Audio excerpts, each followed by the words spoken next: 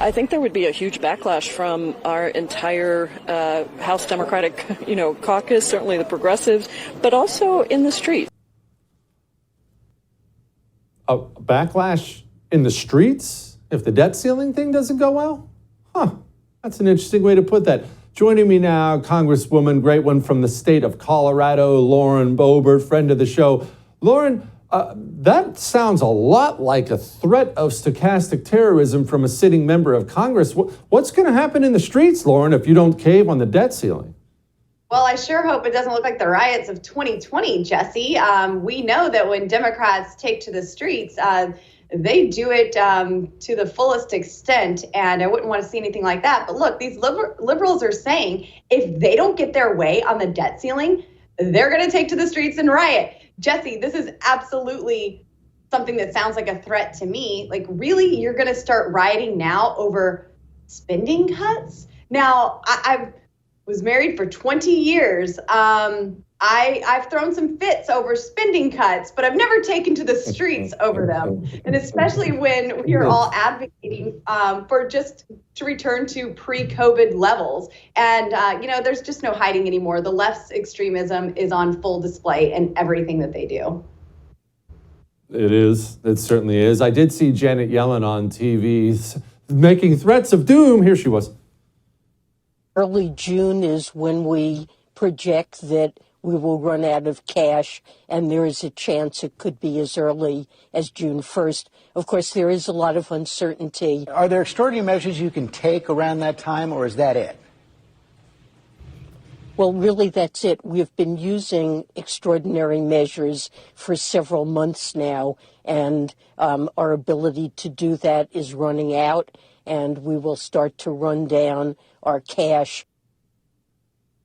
Now, Lauren, help people understand this who don't understand, because they don't get the inner workings of D.C. We're running out of cash. We're about to be out of cash. We're out of cash. And these people can't stop giving press conferences every other day announcing, hey, we're sending another $100 billion to Ukraine. Joe Biden just bragged about another $250 million for some global pandemic bunch of crap. They seem to have no problem spending money, but we're almost out of cash. Can you merge those two wires for me?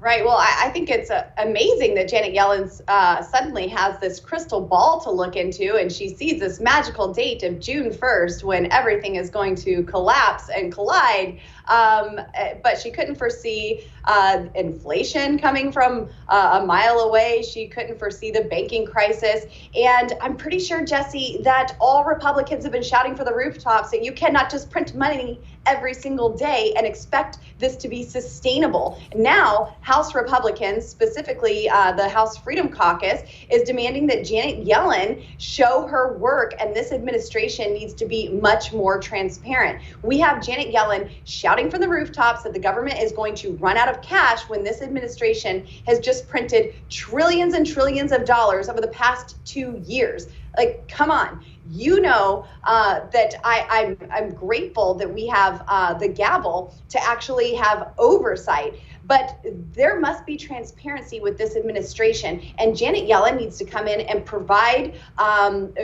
this information and show her work like a 6th grade math assignment and produce what she is seeing for this June 1st deadline.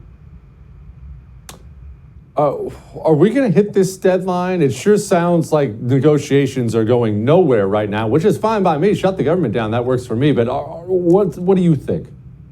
Wait, you don't want to fund tyranny, Jesse? You don't want to fund woke programs and administrations or weaponized government? Look, Jesse, Republicans have proposed common sense plans such as the Limit, Save, Grow Act, which would lift the debt ceiling until next year, not 2024, not 2020, or not 25, 26. It would limit it just until next year and limit Washington's irresponsible spending that we're seeing. We would save tax dollars and grow the American economy. It's not just about federal spending. It's about defunding woke ideology that is corrupting our government. And we shouldn't be giving a single dollar to woke and weaponized federal agencies that are targeting conservatives. Now, our Limit, Save, Grow Act, as you've seen, it cuts federal spending by $4.8 trillion over a 10-year period, and it blocks the $500 billion student loan bailout, rescinds nearly $60 billion in unspent COVID funds, repeals the Green New Deal tax credits found in the Inflation Reduction Act, defunds Biden's 87,000 IRS agents, and then it also strengthens work requirements for federal government programs. The main focus, though, is that it caps discretionary spending at fiscal year 2022 levels, and that allows for 1% growth annually. But this is the deal that we have passed, that we have put forward. Now it's up to the Senate and Joe Biden to come to the table with this. And Jesse, I'm ready to up the ante. If they are going to look at what we passed out of the House and say, no, you're cutting A, B, C, well, I'm keeping A, B, and C in there, and I'm starting to add things like HR2 and add border security to this, so we can beef it up even more. I'm not going to pander to the Senate or to Joe Biden. I'm going to strengthen this and stand up for the American people, just like I was elected to do. Freaking outstanding. Some offense. Lauren Boebert, Congresswoman, appreciate you very much. Thanks, Jesse. I have great news. If you enjoyed that, I have a YouTube channel you can subscribe to. Whatever I do, it'll be right there on YouTube, so go subscribe today.